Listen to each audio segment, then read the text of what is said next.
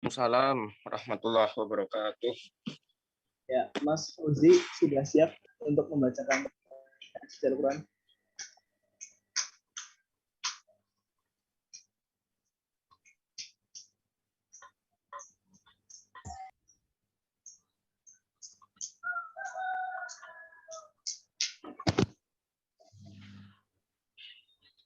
Ya, Mas Uzi.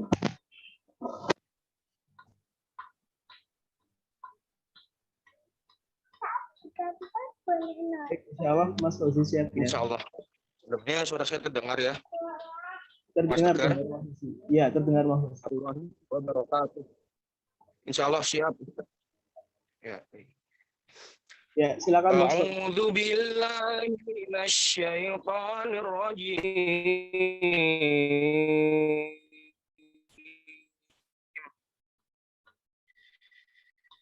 Bismillahirrahmanirrahim.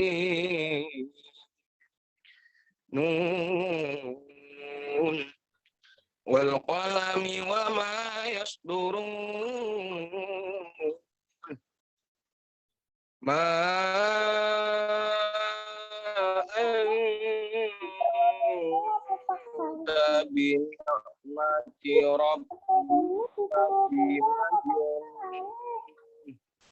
innaka ajrun ghairu mamnun wa innaka la'ala khuluqin 'adzim. Fasatubsiru wa yubsirun bi ayyikumul mafdun. Inna rabbaka huwa a'lamu biman dhalla 'an sabilihi wa huwa a'lamu bil muhtadin. Shadaqallahul azim. Syukran. Wassalamualaikum warahmatullahi wabarakatuh. Waalaikumsalam warahmatullahi wabarakatuh. Syukran jazakallah khair kepada Mas Uzi Akbar Hakim yang telah membacakan ayat suci Al-Quran ya untuk membuka acara pada pagi hari ini. Semoga dengan bacaan tersebut ya akan menjadi sebab ya kita mendapat kebaikan dari Allah Subhanahu wa taala. Nah, baik, memasuki acara selanjutnya adalah acara inti yaitu penyampaian materi oleh beliau yang Ustadz kita Ustadz Fakhruddin Hafizahullah taala. Apakah kajian sudah dapat dimulai, Ustadz? Oh. Ya, baik. Baik, untuk waktu dan juga layar kami serahkan. Baik, bismillahirrahmanirrahim. Assalamualaikum warahmatullahi wabarakatuh. Alhamdulillah. Wassalatu wassalamu ala Rasulillah wa ala alihi wa ashabihi wa man tabi'ahum bi ihsanin ila yaumil qiyamah. Ya ayyuhalladzina amanu taqullaha haqqa tuqatih wa la tamutunna illa wa antum muslimun. Ya ayyuhan nasu taqu rabbakum alladzi khalaqakum min nafsin wahidah wa khalaqa minha zawjaha wa batha minhuma rijalan كثيرا ونساء واتقوا الله الذي تساءلون به والارحام ان الله كان عليكم رقيبا يا ايها الذين امنوا اتقوا الله وقولوا قولا سديدا يصلح لكم اعمالكم ويغفر لكم ذنوبكم ومن يطع الله ورسوله فقد فاز فوزا عظيما. Ikhwani wa akhwati fillah, saudaraku seagama yang semoga dirahmati oleh Allah Ta'ala. Imam Al-Bukhari dan juga Imam Muslim rahmatullahi alaihima meriwayatkan hadis dari Musayyib ibn Hazm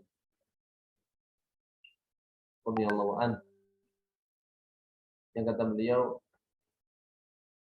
walamma hadara Abu Talib al-wafah ja'ahu Nabi sallallahu alaihi wasallam, ketika datang tanda-tanda kematian Abu Talib, paman Rasulullah sallallahu alaihi wasallam, datang tanda kematian, maka Rasulullah sallallahu alaihi wasallam mengunjunginya, mendatangi Abu Talib,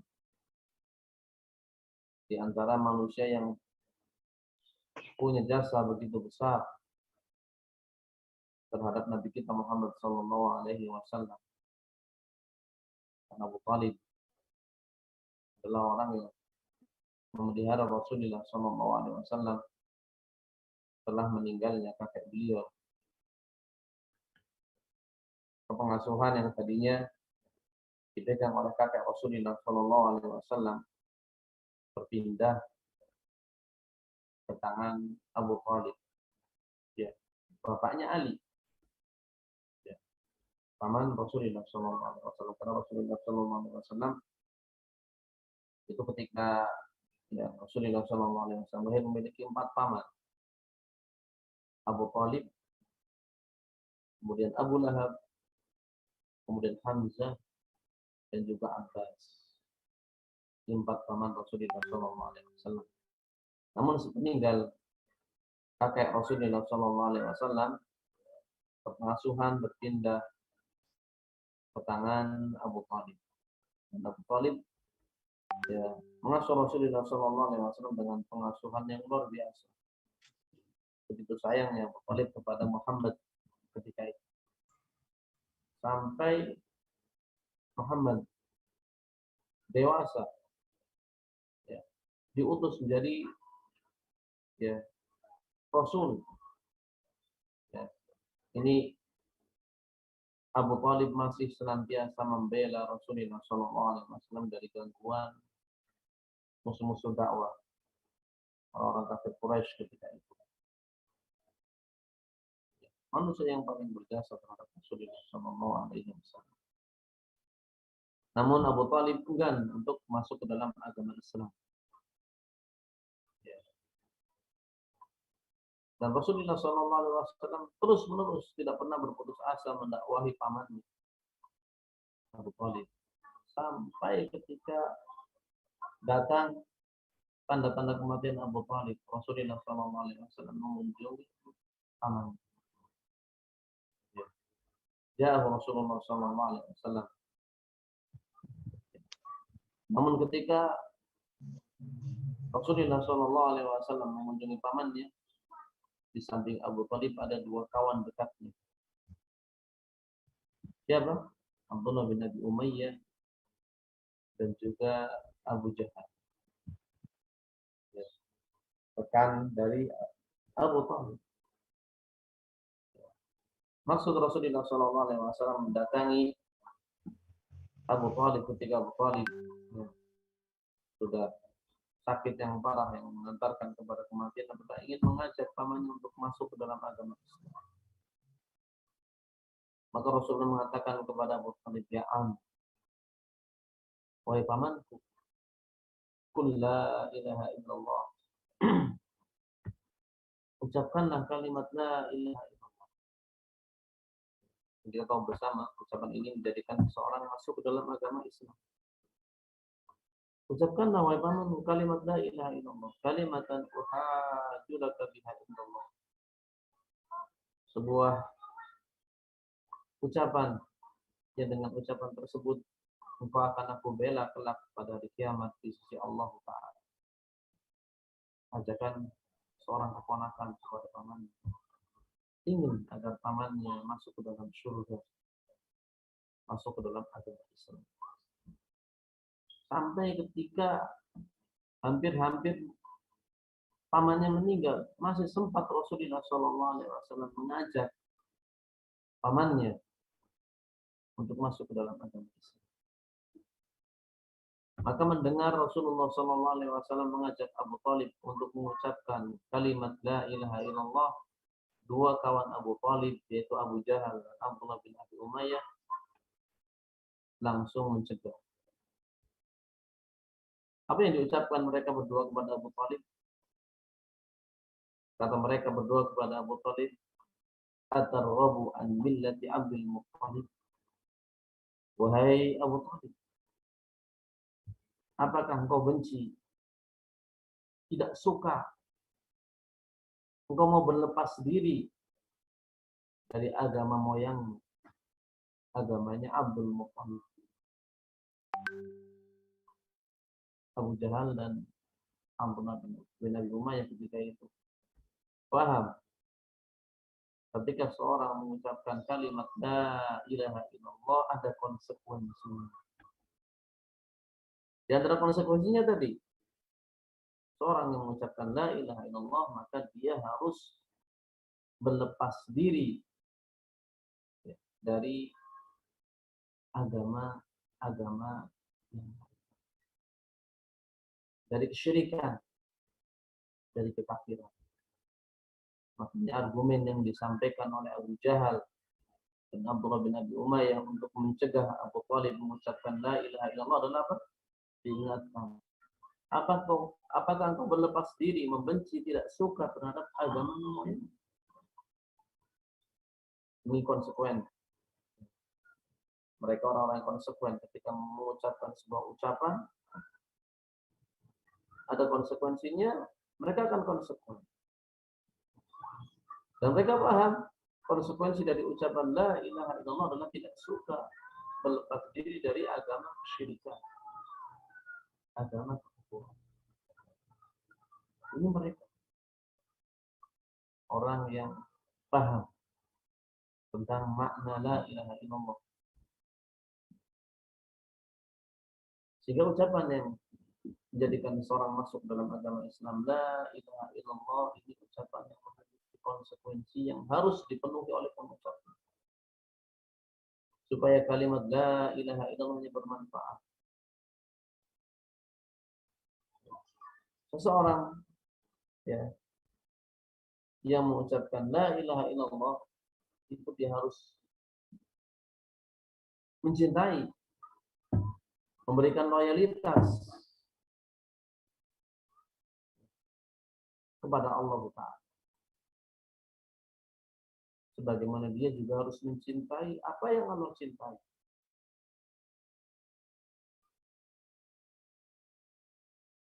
Begitu pula ketika dia mengucapkan La ilaha illallah, dia harus membenci apa yang dibenci oleh Allah Ta'ala.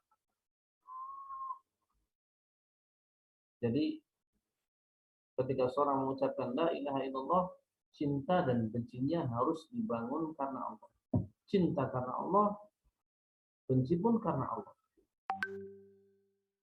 Dia harus mencintai apa yang Allah cintai. Baik terhadap makhluk, manusia, ataupun terhadap perbuatan. Karena di sana ada manusia-manusia yang dicintai oleh Allah Ta'ala. Sebagaimana di sana ada perbuatan, ada amalan yang dicintai oleh Allah Ta'ala. Maka seorang yang mengucapkan La ilaha illallah harusnya dia mencintai apa yang Allah cintai. Baik berupa person, ataupun berupa amalan, ataupun ucapan. Di sana ada ucapan yang Allah cintai. Maka harusnya orang yang mengucapkan La ilaha illallah dia mencintai ucapan tersebut. Di sana ada manusia-manusia yang Allah cintai. Maka orang yang mengucapkan La ilaha illallah pun harus mencintai orang-orang yang Allah cintai. Di sana ada amalan perbuatan yang Allah cintai. Maka orang yang mengucapkan La ilaha illallah harusnya pun mencintai amalan-amalan tersebut. Karena amalan tersebut memang dicintai oleh Allah. Sebaliknya, di sana ada manusia-manusia yang Allah benci. Dijadikan sebagai musuh Allah Ta'ala. Maka orang yang mengucapkan la ilaha illallah pun harus membenci orang tersebut. Karena orang tersebut memang dibenci oleh Allah Ta'ala, dijadikan musuh Allah. Sebagaimana di sana ada perbuatan, ada amalan yang tidak Allah sukai, yang Allah benci. Maka seorang yang mengucapkan la ilaha illallah pun harusnya seperti itu, membenci amalan tersebut. Jadi kalau seandainya tema yang kita angkat sekarang, cinta dan benci karena Allah Ta'ala, akan sangat ideal ketika kita mengenal siapa yang Allah cintai. Apa yang Allah cintai. Kita juga tahu siapa yang Allah benci. Dan apa yang Allah benci. Sehingga pengakuan seorang muslim yang mengaku cinta kepada Allah Ta'ala, konsekuensinya dia mencintai apa yang Allah cintai. Sebagaimana dia harus membenci apa yang Allah benci. Dia loyal, memberikan loyalitas kepada orang-orang yang mencintai Allah Ta'ala, dijadikan kasih oleh Allah Ta'ala, dijadikan wali-wali Allah Ta'ala. Dia juga cinta terhadap perbuatan yang memang Allah cintai. Sebaliknya, dia tidak suka, dia berlepas diri, dia membenci dari orang-orang yang memang dibenci oleh Allah Ta'ala. Dia berlepas diri dari perbuatan-perbuatan yang tidak diridhoi dan tidak disukai oleh Allah Ta'ala. Dia benci dan cintanya dibangun karena Allah Ta'ala. Ini Rasulullah SAW dan Nabi Muhammad bin Jabal radhiyallahu an, sebagaimana diriwayatkan oleh Imam Ahmad. Ya. Nabi SAW pernah ditanya oleh Mu'adz bin Jabal tentang keimanan yang sempurna. Ana sa'ala an afdhalil iman. Anna Mu'adz sa'ala Nabi SAW tentang keimanan yang paling istimewa, paling mulia, paling sempurna. Kata Rasulullah SAW, afdhalul iman, keimanan yang paling afdhal, yang paling sempurna, an tuhibba lillah wa tubghidu.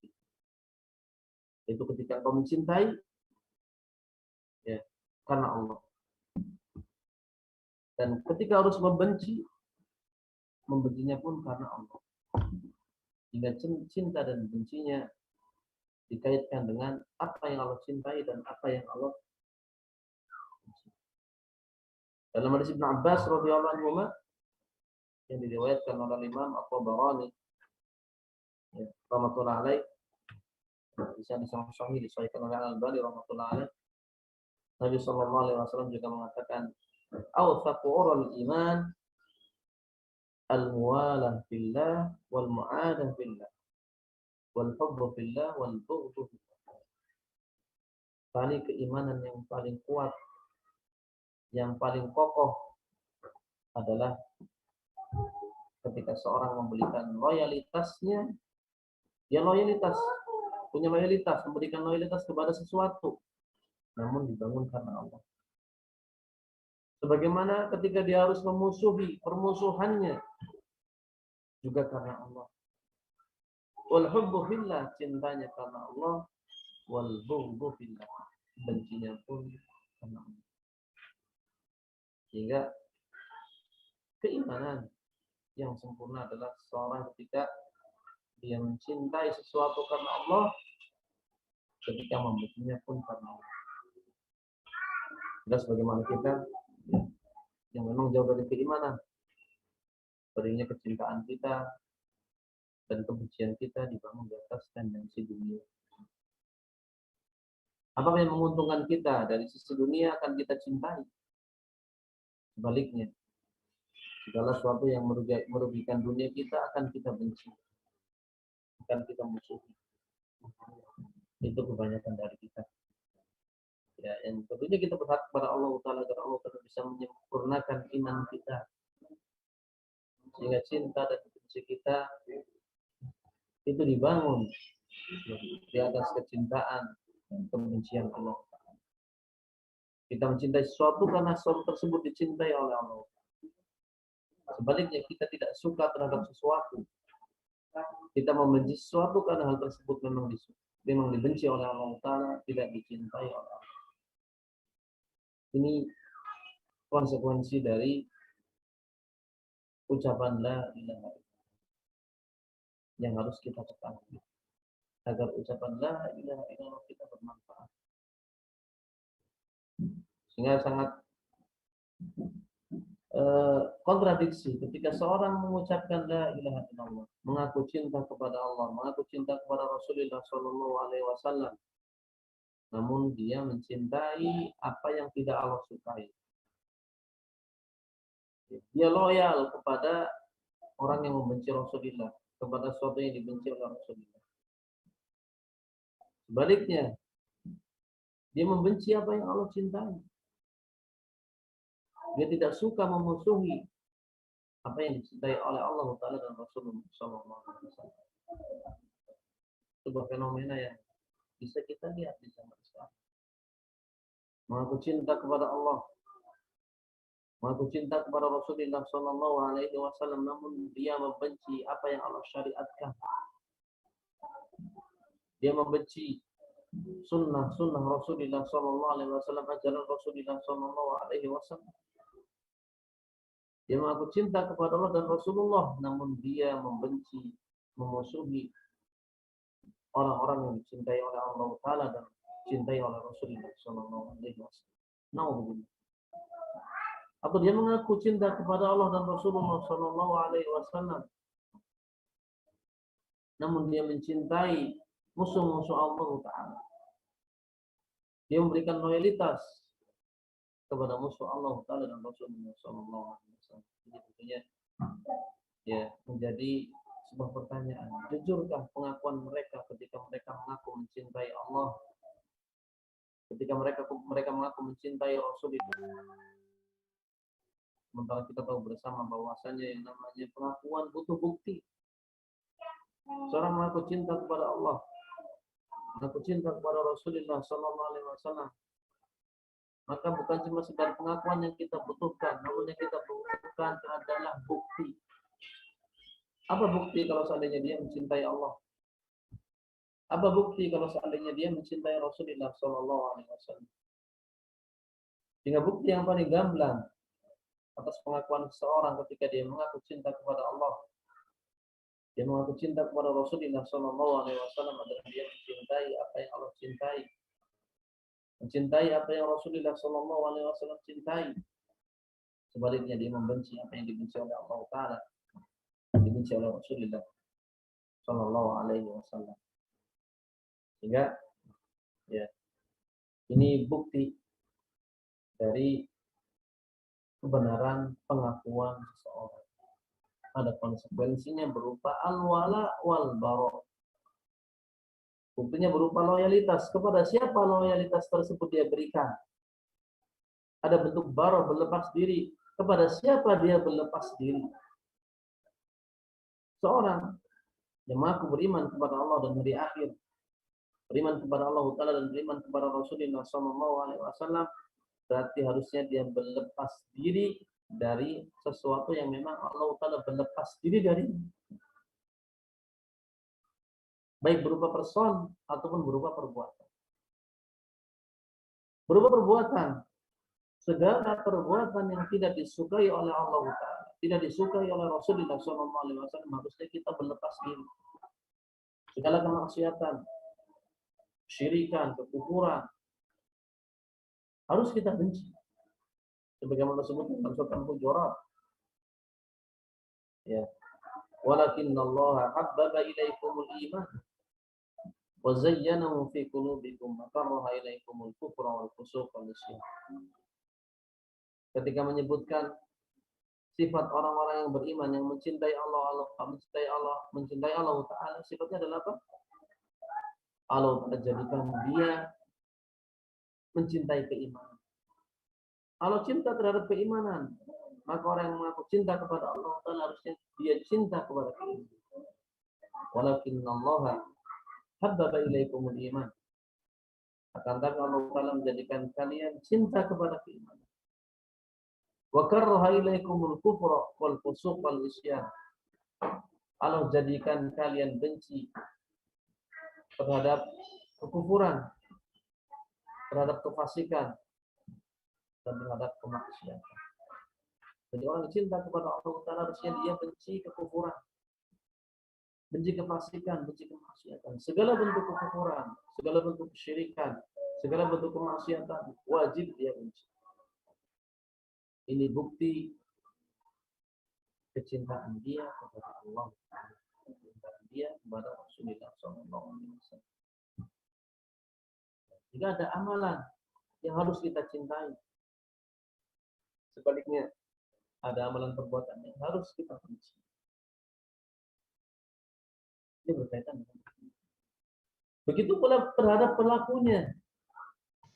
Karena Allah Ta'ala kita mencintai pelaku kekafiran, pelaku kemusyrikan, pelaku kemaksiatan. Kita pun tidak suka kepada mereka. Ya, ada bentuk berlepas diri dari mereka, berlepas diri dari perbuatan mereka dan juga pelakunya. Ya. Sebagaimana Allah Ta'ala sebutkan dalam begitu banyak ayat tentang kewajiban tersebut.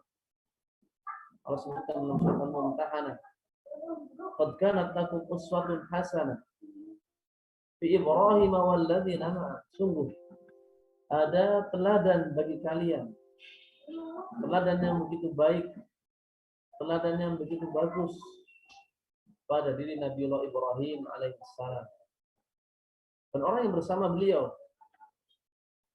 Apa bentuk ketauladanan yang harusnya kita miliki? Ya. Kita ikuti Nabiullah Ibrahim. Idh qalu liqaumihim, ketika Ibrahim mengatakan kepada kaum. Kita tahu bersama kaumnya Nabi Ibrahim, ya, ini menyembah selain Allah Ta'ala, beribadah kepada selain Allah Ta'ala. Ibrahim mengatakan kepada kaumnya, "Inna bura'a'u minkum." Kami berlepas diri dari kalian. Berlepas diri dari orangnya, pelakunya. Wa mimma ta'buduna min dunillah, sebagaimana kalian berlepas diri, sebagaimana kami berlepas diri dari bentuk ibadah kalian, peribadatan kalian ketika kalian beribadah kepada selain Allah. Kafarna bikum, kami mengingkari kalian. Wa bada bainana wa bainakumul adawa wal baghdha. Sudah ada antara kita dan kalian, antara kami dan kalian, adanya kebencian, adanya permusuhan selamanya. Abadan atau tu'minu billahi sampai kalian beriman kepada Allah. Ibrahim alaihissalam berlepas diri dari orang-orang musyrik dan juga dari perbuatan. Selamanya, sampai kapan? Sampai mereka beriman kepada Allah. Beribadah hanya kepada Allah. Hingga ini yang Allah perintahkan kepada kita. Kita berlepas diri, tidak mencintai, tidak memberikan loyalitas kepada orang-orang yang menyekutukan Allah, kepada orang-orang kafir, kepada orang-orang ya, idqala Ibrahim li abihi wa qaumihi, dalam ayat yang lain surat Zukhruf. Dan ingatlah ketika Ibrahim mengatakan kepada bapaknya sendiri, Azza, juga berkata kepada kaumnya, innani bara'un mimma ta'budun. Sungguhnya kami berlepas diri dari apa yang kalian ibadah, dari perbuatan kalian. Dengan ini contoh yang Allah sebut dalam Al-Quran agar kita ikuti, dijadikan sebagai pedoman. Bahwa kita tidak boleh memberikan loyalitas kita kepada orang-orang kecuali Allah Ta'ala. Rasulullah SAW membenci agama kita. Jangan dianggap orang-orang yang ya, kita katakan sebagai non-muslim itu loyal kepada kita. Begitu bencinya mereka terhadap kita. Kalau sebutkan qad badatil baghdha'u min afwahihim, bentuk kebencian mereka terhadap agama kita itulah lisan-lisan mereka. Wa ma tukhfi suduruhum akbar, yang disembunyikan dalam hati mereka itu jauh lebih besar. Itu mereka. Tarabus, mereka menunggu, mengintai bagaimana bisa menggelincirkan kita, menggelincirkan kaum muslimin. Begitu banyak propaganda yang mereka buat ya, untuk menjelekkan agama kita, membuat jelek ya, agama kita, membuat jelek orang-orang yang berpegang teguh dengan agama Islam. Sehingga ada larangan bagi kita semua untuk memberikan loyalitas, kecintaan kepada orang-orang yang memusuhi Allah, memusuhi Rasulullah SAW, memusuhi Islam dan memusuhi kaum muslimin. Tidak boleh kita memberikan loyalitas kepada mereka, walaupun mereka kerabat kita, punya hubungan saudara dengan kita. Tapi tidak boleh ada loyalitas. Maka dalam surat ya, menjadilah Allah Ta'ala menyebutkan la tajidu qauman yu'minuna billahi wal yawmil akhir. Muhammad tidak akan mendapatkan sebuah kaum yang mereka beriman kepada Allah dan hari akhir, yuwaduna man hadallaha wa rasul, kemudian memberikan loyalitasnya, kecintaannya kepada orang-orang yang memusuhi Allah, menentang Rasulullah sallallahu alaihi wasallam. Walau kanu aba'ahum, walaupun orang yang menentang tersebut itu bapak-bapak mereka. Atau abna'ahum, bahkan walaupun mereka itu anak-anak mereka. Atau ikhwanahum, atau saudara mereka. Atau asyiratahum, atau kerabat mereka. As-Sa'di rahmatullahi ketika menerangkan ayat ini, amma man yaz'um annahu yu'minu billahi wal yawmil akhir. Seseorang yang beranggapan dia beriman kepada Allah dan hari akhir, mengaku beriman, wa huwa ma'a dzalika muwaddun li a'da'illah, bersama dengan itu dia memberikan kecintaannya, loyalitasnya kepada musuh-musuh Allah Ta'ala.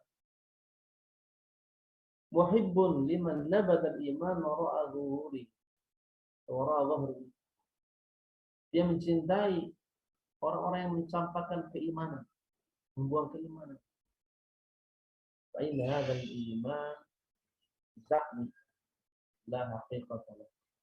Maka keimanan seperti ini keimanan yang sebenarnya baru berupa anggapan, menganggap dirinya iman, menganggap dirinya mukmin.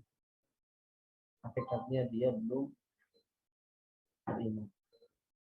Hakikatnya dia belum beriman. Fa inna kulla amrin la budda lahu min burhan tusaddiqu. Karena segala suatu klaim, pengakuan itu butuh dalil, butuh bukti yang menunjukkan benarnya pengakuan. Sehingga mujarradud da'wa la tufidu syai'an. Sekedar pengakuan tanpa bukti ini tidak memberikan faedah. Jadi kalau kita mengaku beriman kepada Allah Ta'ala, mengaku beriman kepada Rasulullah SAW, harus ada bukti. Harus ada. Buktinya tadi, kita mencintai apa yang Allah cintai, mencintai apa yang Rasulullah cintai. Kita membenci, tidak suka, berlepas diri terhadap sesuatu yang Allah Ta'ala tidak suka. Segala sesuatu yang Rasulullah SAW tidak ridha, tidak suka. Sehingga kalau kita pelajari Al-Quran, begitu banyak ayat-ayat itu pula dalam hadis Rasulullah SAW. Begitu pula banyak hadis Rasulullah SAW yang menerangkan tentang masalah seperti itu. Masalah yang kenal dengan al-wala wal bara, ya, pembahasan yang berkaitan dengan masalah loyalitas dan bentuk melepas diri.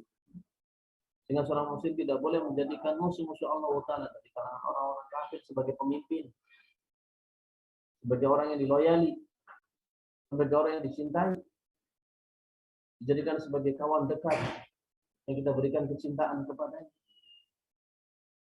Allah Ta'ala mengatakan dalam Al-Quran, ya ayyuhalladzina amanu la tattakhidul yahuda wan nasara awliya. Wahai orang-orang yang beriman, janganlah kalian menjadikan orang-orang Yahudi, orang-orang Nasrani sebagai wali-wali kalian. teman dekat kalian, pemimpin kalian, orang yang kalian loyali, orang yang kalian sayangi, orang yang kalian cintai, orang yang kalian agungkan. Ba'duhum awliya'u ba'd. Sebagian dari mereka menjadi waris bagi sebagian yang lain. Wa man yatawallahum minkum, barang siapa di antara kalian yang memberikan loyalitasnya kepada mereka, fa innahu minhum, sungguhnya dia diikutkan dengan mereka. Ancaman menunjukkan bahwasanya memberikan loyalitas kepada mereka kesesatan, termasuk keboliman. Makanya kalau firman-Nya, innallaha la yahdil qaumal zalimin, sungguhnya Allah Ta'ala tidak memberikan petunjuk kepada orang-orang yang zalim. Sering kita mendengar wala udwana illa 'alal zalimin. Ketika para penceramah, para khatib mengucapkan wala udwana illa 'alal zalimin, tidak ada permusuhan kecuali bagi orang-orang yang zalim. Siapa yang lebih zalim dibandingkan orang-orang yang kafir kepada Allah Ta'ala, yang memusuhi Allah Ta'ala, memusuhi Rasulullah SAW, membenci Islam dan membenci kaum muslimin. Mereka orang-orang yang zalim. Inna syirka la zulmun 'adzim. Sungguh syirik merupakan kezaliman yang begitu besar, sehingga orang-orang yang berbuat syirik, berbuat kufur, mereka adalah orang-orang yang zalim, yang sangat pantas kita memberikan kebencian kepada mereka. Ingin konsekuensi dari ketika kita mengaku mencintai Allah Ta'ala dan mencintai Rasulullah SAW. Ada bentuk loyalitas yang kita berikan kepada kaum mukmin. Tadi, ada amalan yang kita cintai berupa keimanan. Sebagaimana pelakunya, itu kaum mukminin pun harus kita cintai. Ada bentuk loyalitas yang kita berikan kepada mereka. Sebagaimana kita diperintahkan untuk membenci kekufuran, kita juga membenci, melepas diri, tidak suka terhadap pelakunya, yaitu orang-orang kafir. Kita berlepas diri dari agama mereka, juga kita berlepas diri dari mereka. Namun yang menjadi catatan yang harus kita perhatikan, catatan yang begitu penting, bahwasanya kebencian kita kepada mereka, berlepas dirinya kita dari mereka, bukan berarti kita diperbolehkan untuk zalim kepada mereka. Saya ulangi.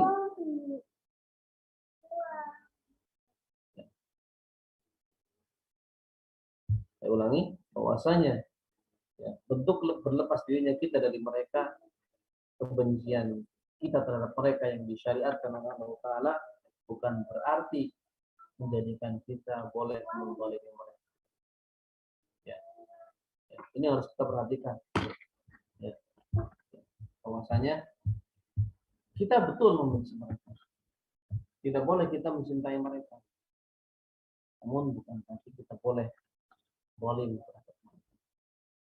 Benci urusan tersendiri, zalim perkara yang lain.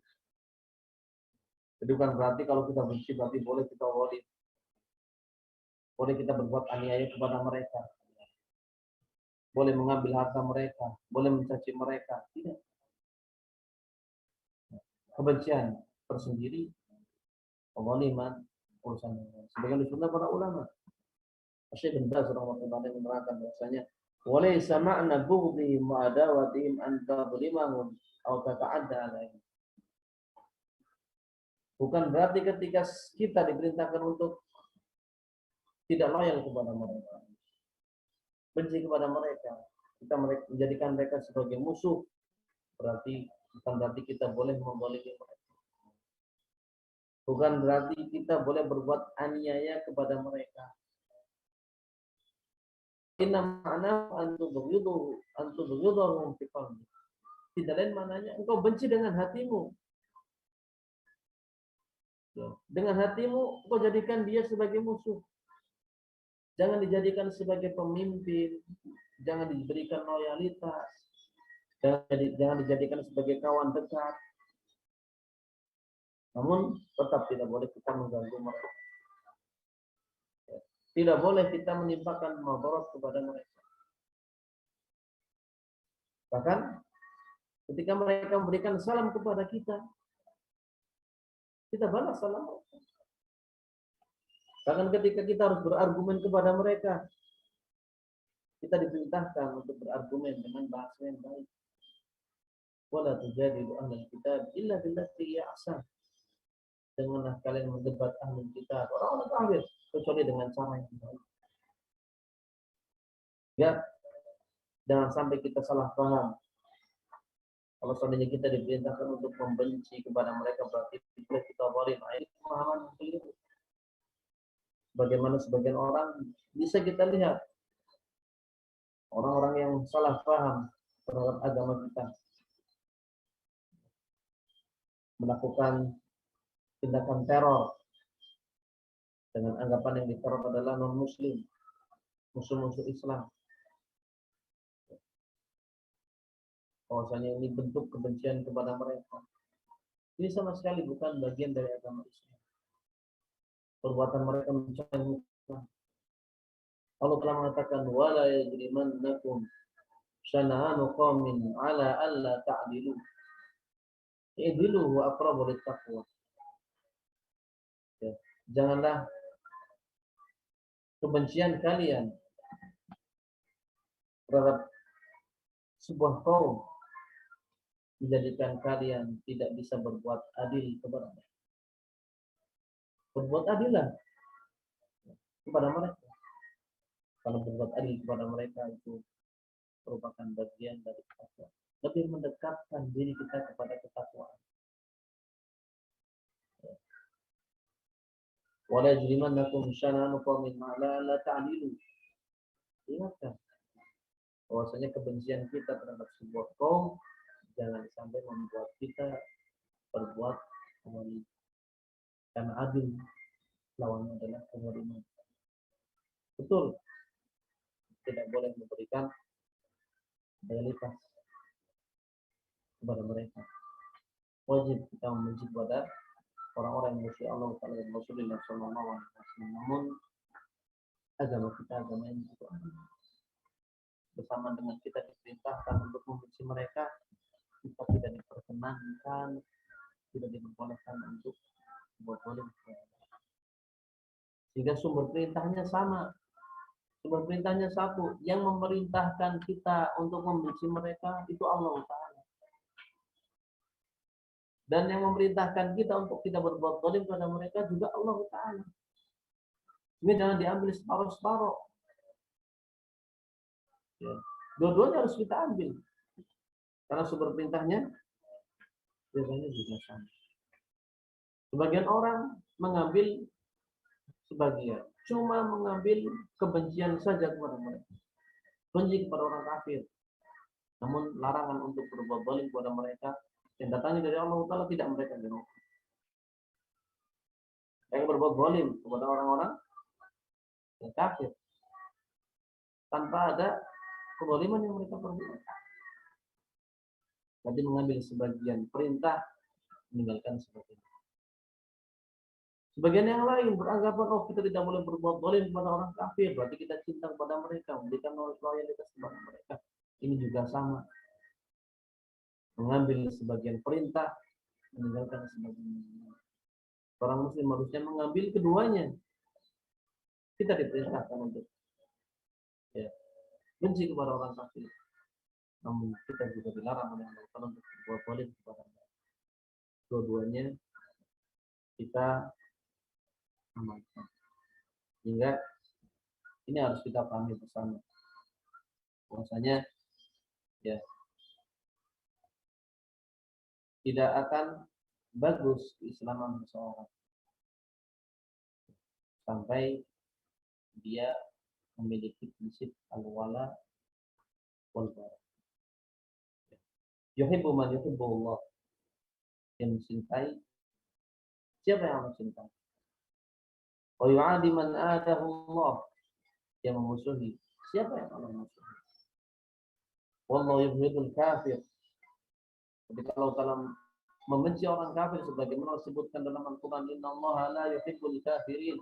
Sesungguhnya Allah Ta'ala tidak mencintai orang-orang kafir. Tapi kita bersama tidak mencintai orang-orang kafir. Aduhun billah wa lil mu'minin. Karena orang kafir itu musuh Allah dan musuh orang-orang beriman.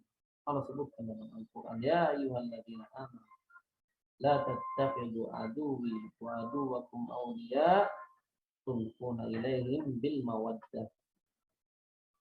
Wahai orang-orang yang beriman, di surat Mumtahanah. Wahai orang-orang yang beriman, janganlah kalian menjadikan musuhku dan musuh kalian itu orang kafir sebagai wali, sebagai pemimpin, sebagai kawan dekat. Tulquna ilaihim bil mawaddah, atau berikan kepada mereka loyalitas. Sehingga ya, ini prinsip yang harus kita pegang baik-baik. Bahwasanya seorang mukmin tidak boleh memberikan loyalitas, tidak boleh memberikan kecintaannya kepada mereka. Namun perlu diingat, ya, bersamaan dengan kebencian kita kepada mereka, permusuhan kita kepada mereka, bentuk berlepas dirinya kita dari mereka dan perbuatan mereka. Fa innal Islam harrama qatl kafir al-maqsum. Islam itu mengharamkan membunuh mereka karena mereka orang-orang yang maksum. Sebagian orang kafir maksum, karena kafir itu bagi menjadi 4 yang kita globalkan. Ada kafir zimmi, yaitu orang kafir yang keamanannya ditanggung oleh pemerintah muslim. Sebagaimana orang-orang kafir yang ada di sekitar kita, mereka orang yang dikatakan kafir zimmi. Keamanan mereka ditanggung, dijamin oleh pemerintah kita. Maka nggak boleh kita mengganggu mereka pada sampai membunuh. Ini jenis orang kafir yang pertama. Seorang kafir yang kedua yang dikatakan al-mu'ahad. Orang-orang kafir al-mu'ahad itu orang-orang kafir yang negerinya punya perjanjian damai dengan negeri kaum muslimin. Pada zaman kita, bentuk perjanjian damainya seringnya akan nampak ketika di negeri-negeri tersebut ada kedutaan. Sebagai contoh misalkan Amerika, orang-orang kafir mereka, ya, ini nggak boleh kita bunuh, nggak boleh kita zalimi, nggak boleh kita tumpahkan darah. Kenapa?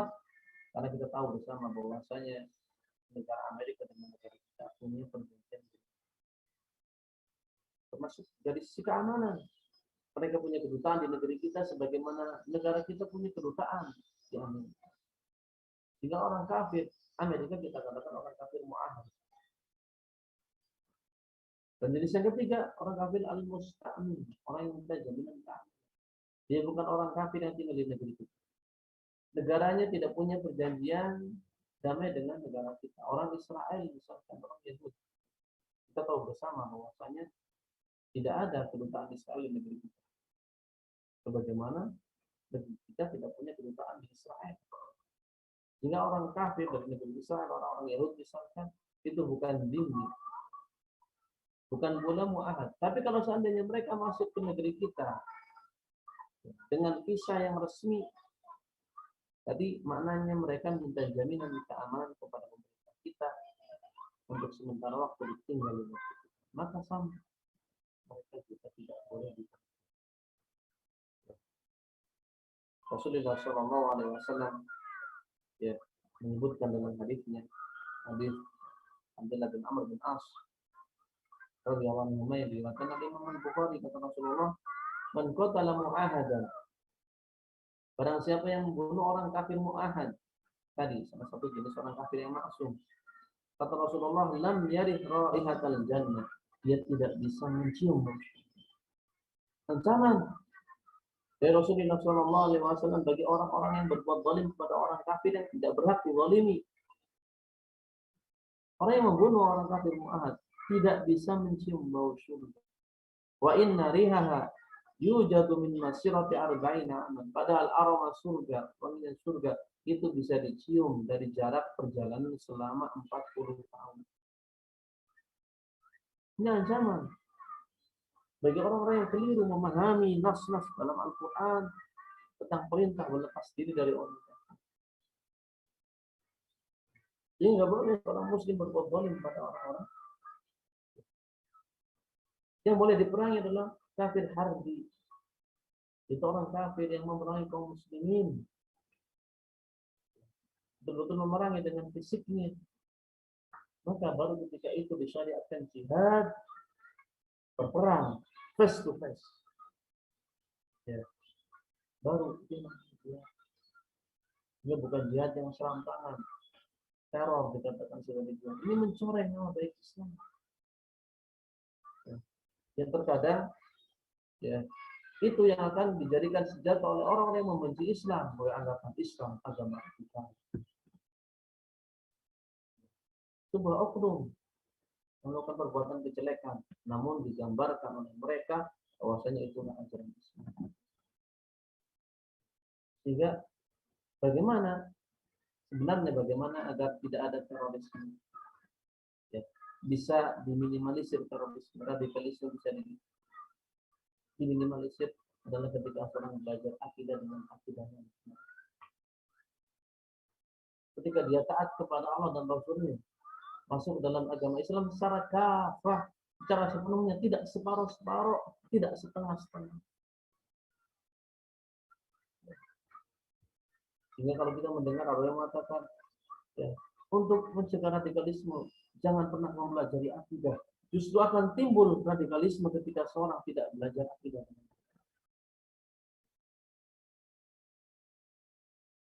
Ini banyak statement-statement yang terkadang di hari ini kita lihat, ya, menjauhkan umat dari al-haq, menjauhkan umat dari kebenaran. Kalau seandainya umat mau belajar Islam dengan benar, dengan secara keseluruhan, ya, maka yang ada adalah kedamaian dan keamanan. Sehingga justru seorang muslim adalah menjadi kewajiban dia belajar akidah secara utuh, agar dia bisa mengetahui betapa indahnya ajaran agama. Sampai ketika kita disyariatkan untuk membenci orang-orang kafir sekalipun, kita dilarang untuk berbuat zalim kepada mereka. Hingga, ya, ini bentuk wala wal bara yang harus kita pahami. Ini sedikit yang kita terangkan di pagi hari ini, yang sebenarnya para ulama punya pembahasan yang begitu panjang tentang wala wal bara, namun mungkin masalah-masalah tersebut bisa kita kupas ketika kita kupas sesuai menjawab. Ini sebagai gambaran secara umum terkait masalah wala wal bara. Ya, karena ulama punya pembahasan bagaimana ketika seorang harus safar ke negeri kafir, bagaimana seorang ketika meniru gaya hidup orang kafir. Ini semuanya dibahas dalam agama. Bagaimana ketika seorang muslim mengidolakan, ya, orang-orang kafir, macam sekarang orang kafir yang jadi idola, pemain bola, pemain drakor, dan yang lainnya. Apa yang diperbolehkan? Apakah pakaian kita boleh menyerupai pakaian mereka? Ya, gaya rambut kita boleh menyerupai gaya rambut mereka? Ini semuanya dibahas oleh para ulama. Ya, tujuannya menjaga akidah, kemudian agama Islam. Bagaimana seorang muslim jujur pengakuannya ketika dia cinta kepada Allah dan Rasulullah, dia buktikan dengan dia mencintai apa yang Allah cintai, apa yang Rasulullah cintai. Dia membenci apa yang Allah benci, dan membenci apa yang Rasulullah SAW. Ini yang mungkin bisa kita sampaikan. Ya, akan saya kembalikan.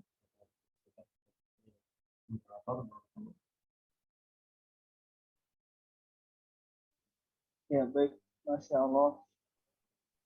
Jazakallah khair kepada Ustadz Fakhruddin Hafizahullah Ta'ala yang telah menyampaikan materinya dengan tema Al-Wala wal Bara, ya.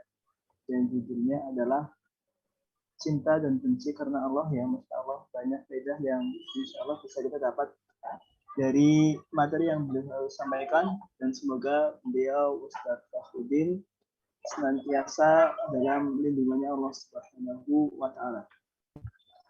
Baik, masuk ke sesi yang selanjutnya.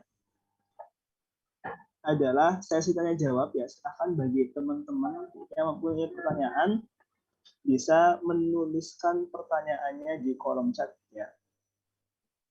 Silahkan dengan format yang sudah tersedia. Nanti pertanyaan tersebut insya Allah akan dibacakan oleh MC. Ya, silakan teman-teman.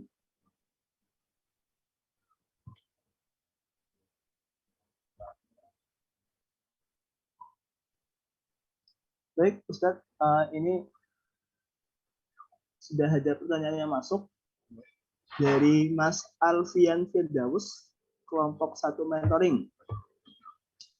Saya bacakan. Bismillah. Assalamualaikum warahmatullahi wabarakatuh.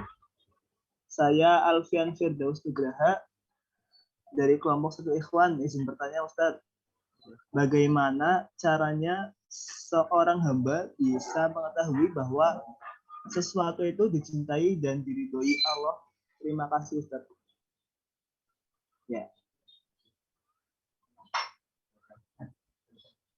Baik. Segala sesuatu yang dicintai dan diridhoi oleh Allah Ta'ala bisa kita ketahui dari dalil-dalil Al-Quran ataupun dari hadis-hadis Rasulullah SAW. Segala jenis ibadah itu merupakan perkara yang Allah cintai dan perkara yang Allah ridhoi. Nah, definisi ibadah kita bersama kullu ma ya ismun jami likulli ma yuhibbullah ya. Seluruh nama, seluruh segala sesuatu yang Allah cintai dan Allah cintai dan Allah ridhai. Dan aqwal wal af'al Allah yang berupa apa? Ucapan atau perbuatan yang boleh ataupun yang batin. Ini setiap amalan. Bagaimana kita mengetahuinya? Tentunya dengan belajar syariat Allah Ta'ala. Mana yang Allah syariatkan itu dicintai oleh Allah Ta'ala.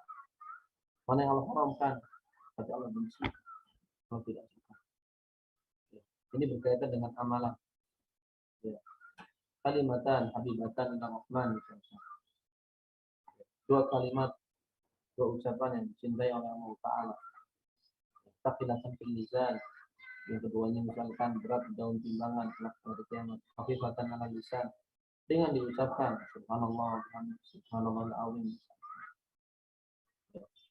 Ini sudah dicontoh, disebutkan memang dalam hadis tersebut Allah mencintai. Sehingga segala sesuatu yang Allah syariatkan berarti Allah cintai. Adapun berkaitan dengan personnya, maka banyak. Innallaha yuhibbut tawwabin wa yuhibbul mutatahhirin. Allah Ta'ala ya, mencintai orang-orang yang bertobat. Innallaha yuhibbul mu'minin yuhibbul muhsinin.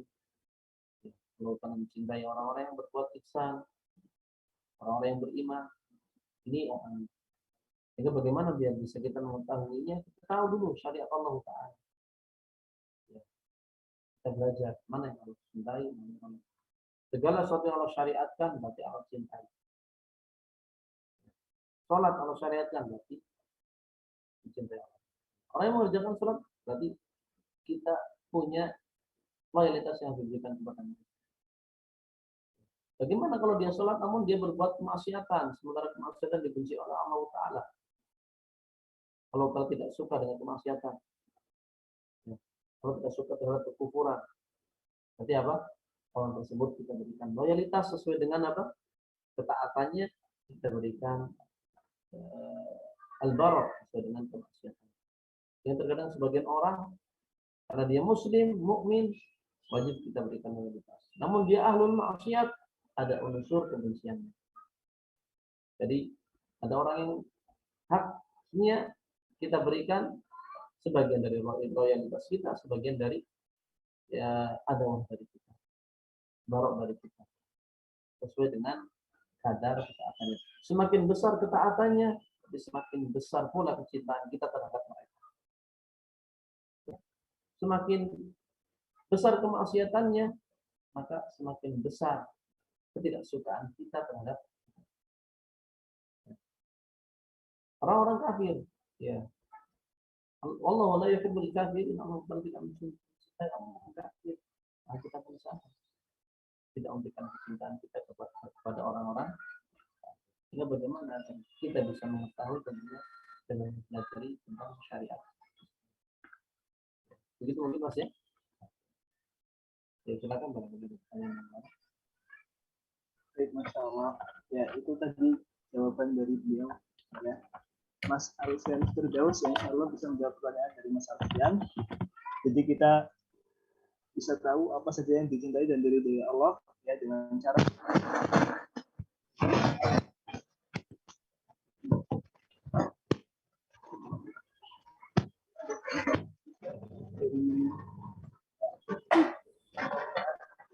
kelompok.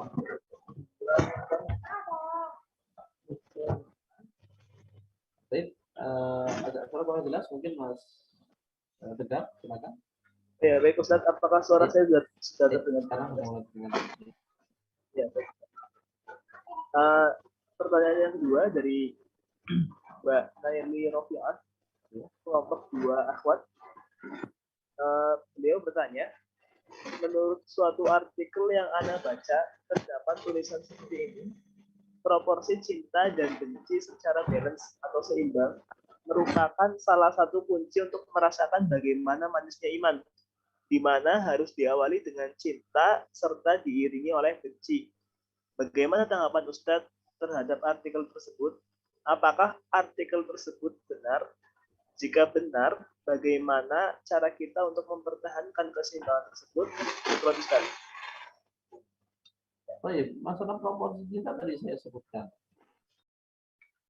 Pada sebagian orang memang betul ada yang harus kita balance antara cintanya ya, dan juga bencinya.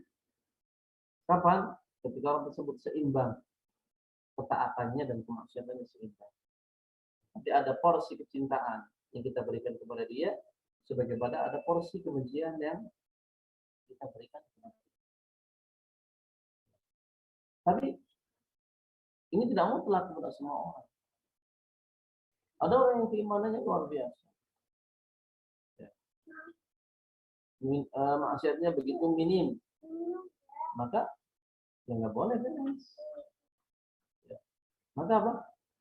Loyalitas kita, kecintaan kita akan semakin besar kepada dia. Kebenciannya, ketidaksukaannya semakin kita kurang. Ya. Para ulama, kita yakin mereka bukan orang yang maksum, pasti terjatuh dalam kesalahan. Tapi kita lihat amal zahirnya, bagaimana mereka taat kepada Allah Taala, maka kecintaan kita kepada mereka semakin besar. Kaum mukmin secara umum seperti itu, kita berikan loyalitas kepada mereka. Tapi mereka juga bukan orang yang maksum, kadang jatuh dalam kekurangan. Ya, keliru juga kalau seandainya bagaimana orang menganggap gurunya maksum, tapi ucapannya selalu didengar, dicintai luar biasa, ini keliru. Tidak ada porsinya. Ya. Ucapannya ditimbang, apakah ucapannya dicocoki apa yang Allah kehendaki dan Rasulullah SAW kehendaki, apakah tidak? Bagian orang begitu fanatik, punya fanatisme yang berlebihan terhadap tokohnya, tanpa menimbang sebenarnya tokohnya seperti apa. Ya. Jadi bagaimana kita dan benci timbangnya sesuai dengan perbuatan orang tersebut. Semakin taat dia kepada Allah Ta'ala, semakin dia mencintai Allah Ta'ala, maka kita pun semakin mencintai. Ya, kecintaan kita terhadap dia berbanding lurus dengan kecintaan dia terhadap Allah Ta'ala. Semakin dia mencintai Allah Ta'ala, semakin kita cintai. Semakin dia jauh dari Allah Ta'ala, semakin kita jauhi. Itu seperti itu. Ya. Sehingga kalau dimutlakan harus diseimbangkan cinta kita dan benci kita, ya, agar kita bisa merasakan manisnya iman. Ya, mengucapkan yang tidak benar secara mutlak, namun tidak salah pula sama. Bisa diposisikan pada orang tertentu, mungkin tetap. Tapi yang lain, orang-orang orang kafir betul-betul tidak boleh kita berikan loyalitas kepada mereka. Kalau kita harus berimbang, memberikan kecintaan kepada mereka dan juga membenci kepada mereka, kita katakan tidak. Orang-orang kafir yang disebutkan innallaha la yuhibbul kafirin. Sesungguhnya Allah telah tidak mencintai orang-orang kafir. Maka kita pun sama, tidak memberikan kecintaan kepada. Mungkin begitu ya Mas. Ya, ada yang lain mungkin yang sampaikan. Ya, Masya Allah jawabannya. Syukron, jazakallah khair Ustaz atas jawaban yang Ustaz berikan ya. Insya Allah bisa menjawab pertanyaan dari Mbak Nelly Rofiah ya. Jadi kita mencintai sesuai dengan kadar keimanan ya, keimanan beliau, ketaatan beliau. Baiklah, saya berikan satu kesempatan lagi ya untuk teman-teman yang ingin bertanya. Silahkan jika ada yang ingin mengajukan pertanyaan boleh ya melalui kolom chat yang sudah tersedia.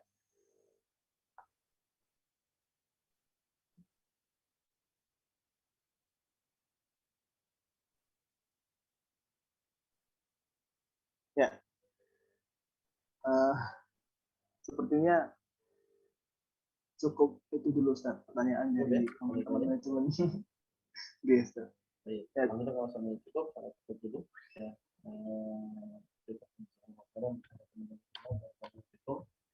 semoga kita sampaikan kita bisa menjadi bermanfaat, bisa dipahami ya, dan kita tentukan di bulan Ramadan ini beribadah kita kepada Allah,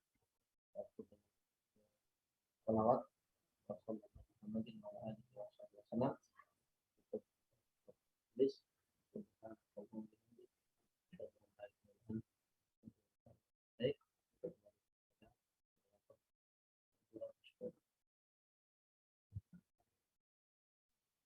Waalaikumsalam warahmatullahi wabarakatuh.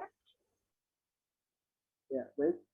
Untuk teman-teman, silahkan yang ingin meninggalkan room Zoom ya, sudah diperbolehkan. Dan jangan lupa juga ya teman-teman untuk mengisi form absensi yang tersedia. Ya, jangan lupa untuk mengisi form absensi yang tersedia di kolom chat ya. Bisa diisi form absensinya. Oke. Nah, dan jangan lupa juga ya untuk kalau ada yang tertinggal lagi kajiannya bisa di-review ya.